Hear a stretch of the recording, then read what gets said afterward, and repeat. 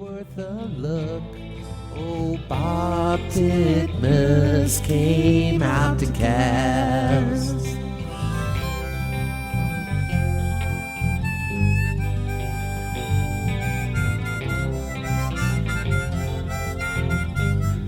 Across it and all the landscape there. But still, it'd be easier if he could just hold it this way and balance himself like that, but he can't. Because he's got to be careful to get that shot. Now somewhere right about here, somewhere he must have hit, stepped on a rock or loose sand or something like that, and suddenly he did that. Pulled the trigger down as fast as he could, let it go while rotating the camera, trying to catch the balance. That produced segment number 3. Realistically, that is never going to happen if this film were planned, faked, or hoaxed. It would only happen if this film were absolutely authentic. Segment 3 is one of the most fascinating parts of this film. For its 2 little frames, it tells so much about what was going on that day and what Roger was doing with his camera. Okay, now let's move on. Roger comes up to here. He's going to do his 2-frame trigger slip right here. Then he's got to come down the bank, he's got to go across there, and he's got to come up the other side. So let's go to that point next. And there he goes, and his 2-frame trigger slip is there. Then he goes down the creek, goes across the water, comes running up the other side, and we'll stop right here. Oops. A little further than I thought. Anyway. This is going to be the start of segment 4. Now, let us again say, if this film is a fake, if it's planned, if it's scheduled, what would the man do who's doing this film? Well, okay. When he comes down here, as I mentioned, he can't see his performer. When he crosses the creek, gets to here, still can't see the person. But when he gets up on the other side, if this is all planned and staged, he knows what's on the other side. He knows what he's going to see when he climbs up there. It's all arranged. He's going to see his subject in the costume, still walking the same path. No big mystery. He's not worried about the subject coming back, turning back on him to attack him, unless he offered the guy a bad lunch. He's not worried about another person in a costume sneaking up on him and attacking him. It's not going to happen. He's not worried about the subject suddenly going off to the left into the woods. He's not worried about the subject hiding behind landscape, maybe jump out and surprise him. He's not worried about anything because it's all planned, it's all scheduled. So he knows if this is a fake, when he gets up to that point, he's going to see the subject right over there, exactly where he expects. He can calmly come up there and he can start his filming again. That's if it's a fake, that's what he would expect. But Roger, in a real situation, has got a totally different mindset. Okay? He shut the camera down here, had his little trigger slip, he's come down to here, he's working his way across the creek, which he has not crossed before. At this point on this side of the creek, he does not have any idea what he's going to see when he gets up to the top of that bank. He literally has no idea. He does not know if Patty's gone into the woods. He doesn't know if she's hiding behind some debris and he's going to jump out and surprise him. He doesn't know if she's turned to come back and attack him. He doesn't know if there's maybe another one in the vicinity that might want to defend her and attack him. He doesn't have a clue what he's going to see when he gets up there. Okay? He goes charging up there, and remember, he's got his finger on the trigger every minute because he's going to grab any good shot that he can get. And when he gets up to the top, or near the top, he does something that nobody faking or hoaxing a film would do. A hoaxer would get to the top, plant himself down, take a quick look around, everything's right, he would start up the camera when he got to the top. That's normal, perfectly normal. Roger started the camera before he got to the top. He started this camera while he was still climbing up the bank. The moment he saw Patty in the clear, no debris around her, full figure, closer than he was before, he realized he's got another perfect shot. He was so desperate to get that shot that he started the camera while he was still climbing up the bank. We know that for certainty because in analyzing the frames, there's this curious structure here we call this S branch. He goes right around it. Well, in one of the first frames, it's relatively sharp. That curvature of the S branch is up in the frame, high on the left side. A few frames later, it is lower on the right side. Now, if we take those two frames and we align the backgrounds, so the background's the same height in the frame, if we see a difference in the foreground object position, actually means the object hasn't moved, the camera has moved in the opposite relation to that object. So if we see that foreground object is lower, that means the camera is actually higher. If we see that the foreground object is now to the right instead of the left, means that the camera has actually moved to the left and made the object appear to be on the right. So we know for a fact by the change in the height of that as he is building segment 4 that Roger's still going uphill. Someone who had planned this, someone who's organized it, someone who's calm, is just trying to, shoot a funny film with a guy in a costume, would not have started the camera then. He wouldn't have even put his hand on the trigger until he got to the top. Okay, I'm on the top. There's my guy. Great, I'll just start it again and run. Roger was running up the bank, his hand on the trigger. When he finally saw Patty and realized he had another potential for a good shot, he turned the camera on again, which begins segment 4 right there. But here's another curious thing. If this is all planned, if this is all coordinated, the guy's thinking, he's got a nice, clear, rational mind because there's nothing unexpected happening. He's going to turn on the camera, he'd probably try to make sure he's got a decent shot.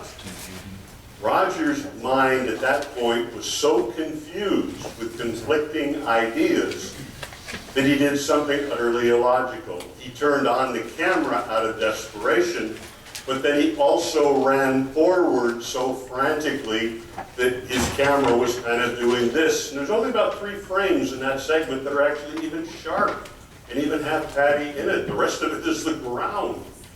And he's running like that because in one part of his brain is saying you got to get footage of her, but another part of his brain is saying you got to get closer. So he's literally trying to do both, and his mind isn't even processing the fact that those two are totally at odds with each other. You can't run forward real fast and get a good shot. It didn't work. That'll give you an idea of the state of confusion that's going on in his mind. He was so desperate to get the shot, he starts the camera while he's still going up the hill, and then as soon as he starts the camera, he runs in a way that's going to ruin the footage. Okay? Now that's segment 4. Let's do that. We'll move on to segment 5. Segment 5 is probably the most important one. So there he goes, run, run, run, run, run, and stops here, which is the start of segment 5. Now, at this point, Patty's still in the clear. Roger's closer to her than he has ever been in this encounter while the camera's running. And at this point, Roger realizes, okay, this is it. I have got to get perfect footage of this thing. This is my last shot at it. What he does is what a good cameraman would do. He plants himself securely in the ground, lines up the shot, starts the camera, and he holds it as steady as he can, panning as she walks around. Steady, steady, steady, steady, steady. All through segment 5, which includes the look back. Okay. Now, a lot of people who think this film is a fake, they're skeptical or doubtful of it. They love to say, Roger deliberately shook the camera so that we could not see how lousy the costume was the person was wearing. Well, this segment 5 that happens here, the look back sequence as we call it, proves irrefutably beyond any shadow of a doubt that Roger's intention was the exact opposite. He is closer to her than he's ever been in any part of the filming. He is got a clear shot of her. There's no debris on the ground that's blocking his way. And he's holding the camera as steady as he can to guarantee he's going to get the sharpest, clearest footage possible. Roger is doing everything he possibly can to provide excellent photographic evidence to later analyze what this is. So this argument that, yeah, he was just faking it and he shook the camera so we couldn't see how bad the costume was, this absolutely, irrefutably proves that silly suspicion wrong. Roger is doing everything he can to get excellent footage, and he succeeds. Okay? Now, segment 5 is going to go from where Patty's right about there until he's standing there, starting with her. She does her look back right there, goes behind tree 1 in the center group, goes behind tree 2, comes up on tree 3, and at this point, the tree that she's passed behind, you see there's 2 white trees that are a little closer to it. In Roger's position, those trees are all clustered together in a way that they're almost an impenetrable barrier. And Patty is slipping behind that cluster of the 2 white trees, and that third one, she just went behind. So literally, she's behind the trees now, and Roger can't see her. So he has moved forward about 5 feet, tried to adjust his position a little bit, but she's still behind the trees. He's waiting for her to come out, she's still behind the trees. He's waiting for her to come out, she's still behind the trees because she's walking straight away. She does that for about 10 seconds. Finally, he ends segment 5 because he gives up on that camera position. He has no more confidence he's going to get a good shot. He probably knows he's running out of film, and she's, of course, going off into the wilderness. So he is suddenly going to stop the camera at the end of segment 5. He's going to run over to the side where he can get around those trees and see her more clearly, and that will become what we call segment 6. It goes about like this. So here it is, she's behind the trees, he can't see her, she's behind the trees, he can't see her, behind the trees, he can't see her. I give up on this shot, let's go shoot it from over here. Runs over to there, starts the camera, and this is the end sequence. He's filming here, but he kind of moves around. He doesn't plant himself in one position. He kind of moves to the side, moves forward. She's getting further and further. So some of the frames are good, some of them are shaky. Then she goes around that debris, and that's it. Camera runs out of film. Right? No more film, she's gone, so that's basically it. Segment 6, that last one, is probably, in terms of evidence, it's one that we don't use very much. There's nothing about his behavior that deliberately says more real than more fake. Just he was taking his last shots, he was running out of film. But when you look at all of these steps, from the very first, where he starts while he's running, while starting the camera, while moving forward. Then he stops the camera, starts it again while he is still running. Then he stops the camera, goes to the creek, and has that 2-frame trigger slip, which would never occur if this was a planned situation. Then he goes down the creek, up the other side, starts the camera while he's still going up the hill, which is totally insane. Then runs, waving the camera around, shooting mostly the blurred ground, till he gets to his final position where he plants himself and gets the perfect evidence of it. You add up all of those things, and the simple, inescapable reality is that everything about this is the behavior of a person in a truthful, spontaneous, unplanned, unrehearsed, unexpected encounter, where he is so desperate to get any kind of credible footage, and not knowing if he's got it or not, but he's doing everything he can to get it. There's absolutely nothing in the behavior that in any way, shape, or form adds up to the idea of what someone would do if the situation were planned, if it were controlled, if everything was on schedule, there was nothing unexpected, and they were trying to film some type of a staged production. Interestingly enough, it is the combination of the film and this camera, the way you handle it, the way you operate it, those things which actually prove so conclusively that this film was a truthful and truly spontaneous event. Now I'm going to run that one more time, and I'm basically going to narrate in real time what all is going on, what had to be done. And if you think this is some kind of a script for a film performance, I can assure you, there's no way in the world that anybody is going to, is that playing again? Yeah. Okay, here we are getting ready to start again.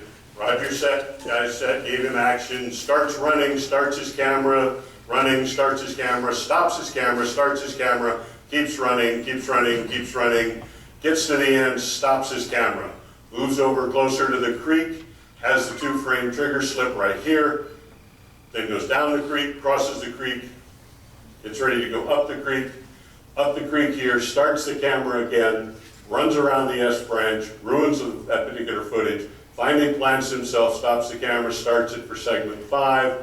He's finally got the good shots. Okay, Patty's still good, still shooting, she's still good, he's shooting. Finally though, she goes behind the trees, he's waiting for her to come out from the tree, she's not, waiting for her to come out from the tree, she's still not. Okay, this isn't working, gotta get something else, shut off the camera, change position, get to a new position, see her real well, start the camera, keep it rolling, she's walking away, adjust your position a little bit, keep it rolling, she's adjusting, walking away, you're adjusting the position a little bit more, and then finally, the camera runs out of film. Literally, that's what happened in real time. Now, if you want to try and tell me that someone wrote a script for what he as a cameraman was going to do, and that was his script, and that was the amount of time, and he had to remember all of those things, and do all of those things in that short amount of time, in that landscape, that'd be a hard sell for me. I wouldn't buy it for a second. And I doubt if anybody else here would either. Simple reality is that when you actually analyze the film, when you look at it carefully and you consider the reality of the film, the camera, how the camera is used, everything about that, everything about it is an incredibly powerful endorsement for the reality of the film itself. It's for real. There's just no ifs, ands, or buts about it. Now, how much time have we got? Anybody? Are we good on some time? 20 after. Oh, we'll start anyway. A few things here. Let's see. We didn't talk about Patty, and there's quite a bit about her, of course, and why she is real. One of the things that I want to show you is kind of a new thing that I was working on.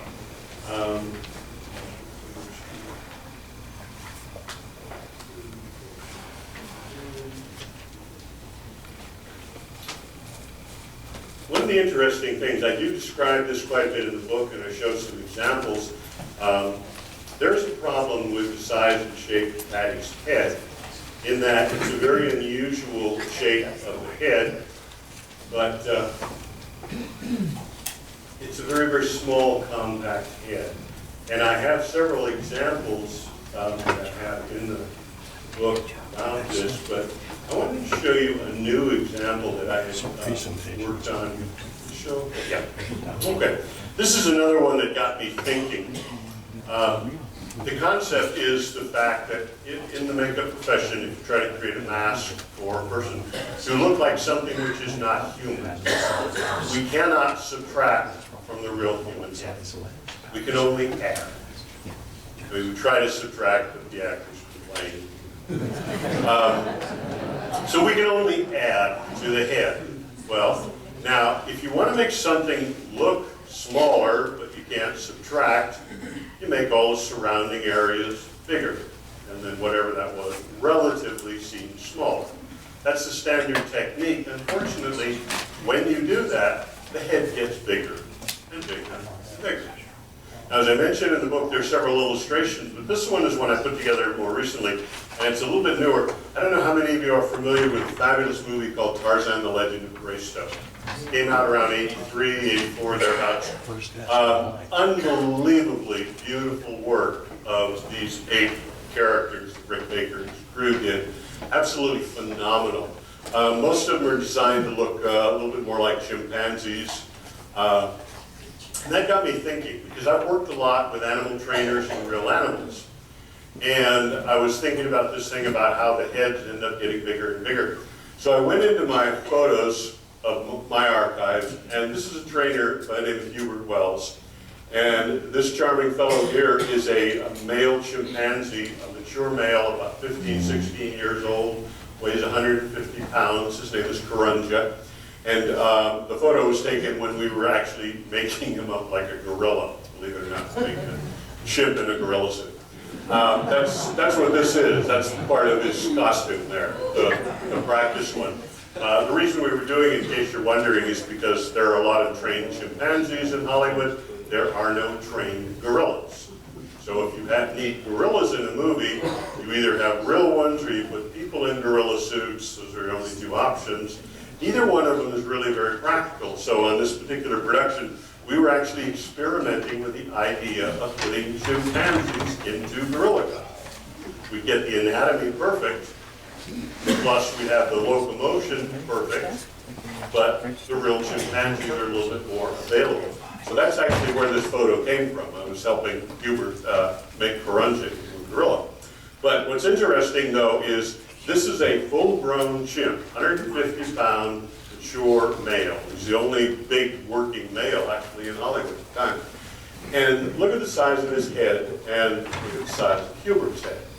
Now, what got me thinking was in Greyscope was that the apes that were done are as good as you're ever going to see in Hollywood. They are breathtakingly fabulous.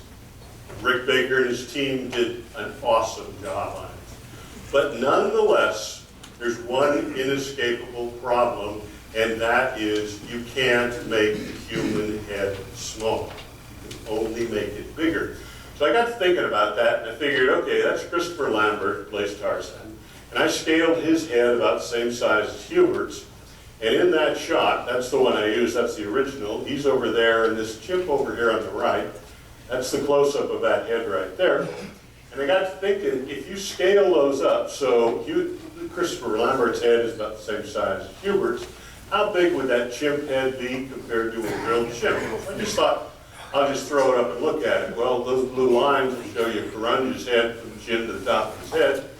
Here's the chimp head, the chimp mask, from the chin. Look how much head is left over there on the top. Or if we take this one of Christopher Lambert, this character, scale Christopher again, the same size as Hubert, that's how big the head scales up.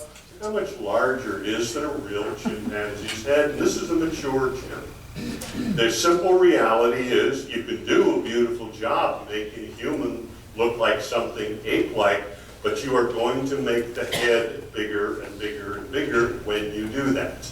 Reality is you cannot make it as small as something really is. And the intriguing thing about Patty that no one has ever been able to explain in makeup business is that her head is in fact remarkably small relative to her body when scaled to any other gorilla suit that's been constructed. There's 3 examples in the book that show that. But this was a new example that I had was experimenting with after the book came out, just before this talk, and I thought that I would show you just another fascinating example of the fact that, yeah, we can make some truly astonishing lifelike masks of ape-like things. And so they're always going to end up bigger and bigger and bigger, and Patty's head is remarkably small. The simple reality is, for the shape of Patty's head, there is no way you're going to make a human mask to shrink down to that size that's going to be a functional mask that she can wear and still have the shape of her head. It just doesn't fit. That's one of the points of analysis about her, particularly, that shows why she must be biologically real. She is simply not a costume. There's another thing, though, that I did want to show you. There's a problem sometimes with evidence that you have to watch out for. And what I'm going to show you here is one of the problems. See, a lot of people in the business,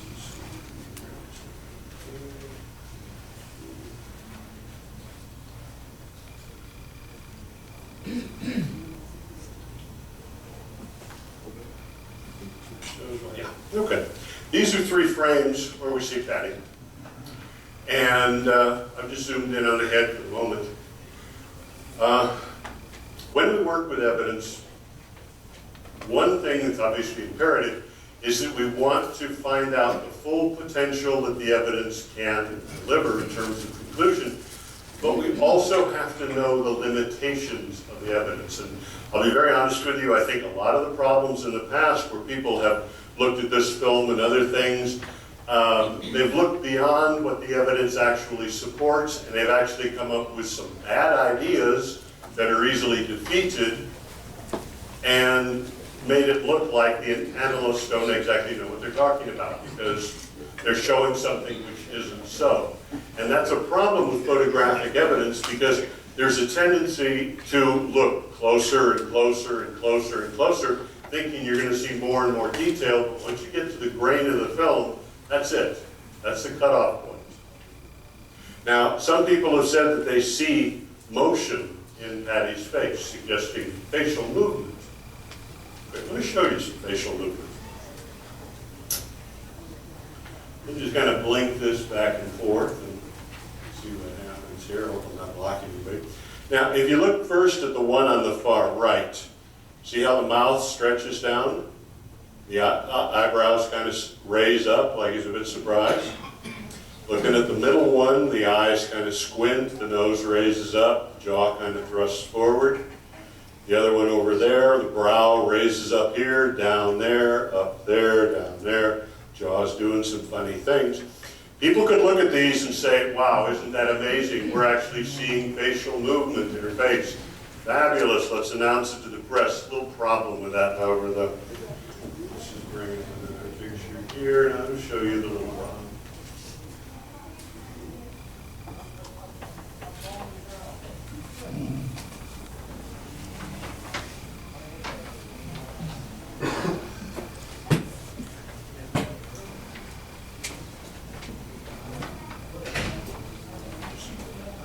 Okay, these are the same three faces in the same order, right across, but now we see more of the frame. And now if I blink these pictures back and forth and back and forth, it's the same picture. We're seeing what people think is movement in the face, but it's the same picture. Because what we're seeing is grain noise. Okay? When you copy film onto another piece of film, each copy has a random pattern of film grain. So if you copy one source picture twice, those two pictures are actually not identical. Now, in the larger sense, yeah, they seem to be. But if you go in close enough that you're actually looking at grain, you will actually see different grain patterns. And if you don't know what you're looking for, you will actually see what appears to be movement because it's different grain patterns in the two pictures, even though they're from the same source originally. Unfortunately, some people who have analyzed it have done exactly that. They've said, I found facial movement. Here's where she scowls. Here's where the mouth moves. And what they don't realize, even though they're looking at different frames, like one and then another frame or two frames apart, they don't realize that they're looking at grain noise. They're not actually looking at movement. So it's important when we're doing an analysis, not only do we have to know the potential of the evidence, we have to know its limitations, and we have to draw the line and say, okay, when we get to just a close-up of the face, we are not going to see detail, we're going to see grain noise. But oddly enough, when I was contemplating this, it actually brought to mind another way of doing photographic analysis that normally is not done, because normally you don't have the necessary circumstances for it. Now, the grain is what is causing that movement, and the grain is actually what's causing the loss of detail. But many of the times when the Patterson film was copied, they were printing the picture, same picture, over and over again. Now, they didn't do this for any type of analysis technology. It was done simply because that is how you produce slow motion imagery in 1967 and 68. You print the same picture 2 times, or 3 times, or 4 times on a device called an optical printer. That's a projector that's coupled to a camera, and they both run separately. So you can set them at 1, 1, 1, 1, or you can have 1, 2, 1, 2, 1, 3, 1, 3, 1, 4, whatever. Or you can just set it at 1, and you can run this continuously, and that produces a freeze frame. You You're still projecting the film at 24 frames a second, but you got a couple hundred frames of the same picture, it looks still. Those were the standard techniques back in the 60s and 70s for creating film slow motion and stop motion or freeze frame effects. You set it up on an optical printer and you just print it again and again and again.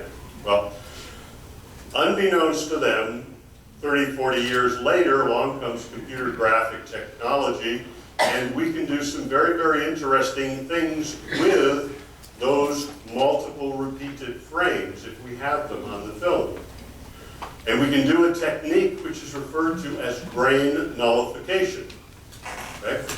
If you have 4 pictures printed from the same source, and you want to see if you can eliminate the effect of the grain in the picture, or if you want to try to get back to the original of the source image, you use this technique of grain nullification. But you do need multiple prints of the same picture, same frame. And luckily they did this, not for analysis purposes, just for slow motion and freeze frame. So in some of the printings that were done, particularly by a company called American National Enterprises that put out a movie, Bigfoot Round-Up, in 1971, and Rogers footage is in it and stuff, they did some freeze frames on padding. What I was able to do was take a number of those individual frames from the copy, bring them into Photoshop, and they're set up in multiples of 2. So it's either 2 or 4 or 8 or 16. With a long freeze frame sequence, I can easily pull out 16 frames. What I would do in Photoshop is take 2 of them, perfectly align them to each other, and then set one at a 50% transparency on top of the other and melt it down.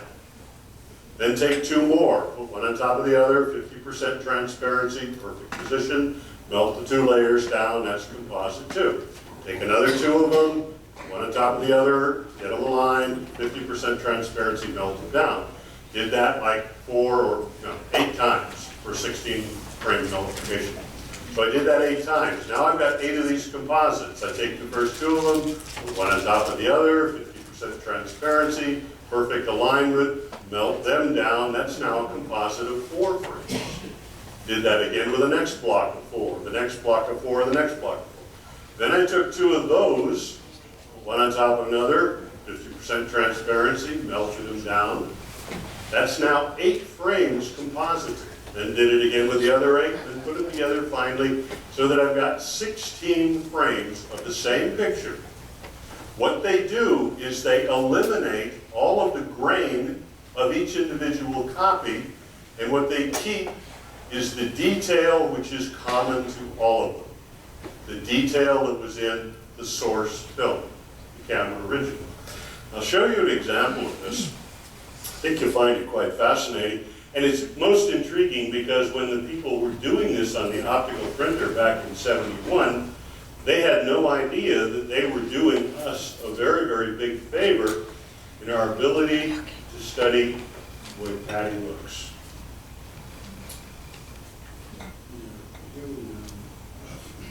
Yeah, she shows up pretty well there. Now, that's one frame. Notice how broken up everything is. It's blotchy here and irregular. Hardly see the hand at all. That's the film grain. At this level, that film grain is breaking up all the detail. But with 16 of these individual pictures, all with a slightly different grain pattern on them, you melt them all together. Notice how much sharper the hand is? It's beautiful. Everything is smoothed out, fur's laid out. Anywhere there's a highlight, that's a real highlight. Contours of the back are lit up and such like that. It's a fascinating new technology for analyzing the body in far greater detail because it restores the picture to a much higher level of detail comparable to what the original camera detail was when they set this up on the optical printer. They also did something very nice. Again, they didn't do this to please us. They didn't even know we were going to be doing this 40 years later. But when you set up something on an optical printer, you can print 1-to-1, size to size. That's the normal way. But if you want, you can zoom in. So you zoom in on your original, but it fills the full frame on the copy side. What that does is it makes the grain on the copy side much smaller relative to the image data. The grain is much smaller relative to that. Which means if you do that, and this was done on a 4x magnification of her, so basically almost the entire frame was just her like this. When they're doing that, the grain on the copy side is 4 times finer, which means it's a much higher quality image. I mean, there's still a touch of loss of grain, but relatively speaking, it's much less grain loss than if you were copying 1-to-1. So you have this 4x magnification, you have it printed multiple times, you can now go back and nullify all of the grain on the copy side, and you can actually reconstruct an image that's far closer to the actual reality of the camera original. You can see wonderful details like the sharpness in the hand and the contours of the body and such. There's some very, very fascinating things like this that can be done with film, and we're still actually exploring some of these possibilities now. Interestingly enough, they weren't done intentionally by the people who copied the film years ago. The way they copied the film was done entirely for other purposes. But if we understand the technology, both its potential and its limits, we can look at the film, and the amount of evidence in the film is actually phenomenal. I mean, literally, you almost don't know what to do with it. There is so much excellent evidence. The challenge is simply understanding the technology that we currently have, how it can be applied to the film image data, so that we can pull all of the evidence out of the film itself, as well as what I had illustrated earlier before, how we can pull out all that information about what happened that day, because Roger, bless his heart, was running all over the place with the camera, and by constantly changing his position, he allowed us to be able to know the shape of the landscape, where Patty was going, get through that landscape, and where he was going, chasing her. So inadvertently, Roger did some incredible things to give us a phenomenal amount of evidence. With all of that evidence, it's very, very effortless to say, when you really analyze this properly, there is absolutely no doubt the film is authentic. She's the real deal. There's just no more argument about it except for people who are blind to reality. The bottom line is, she's real. Now, what's out there making all the other footprints, what the other people are seeing, I'm not so sure myself, but she's for real. Pretty much done.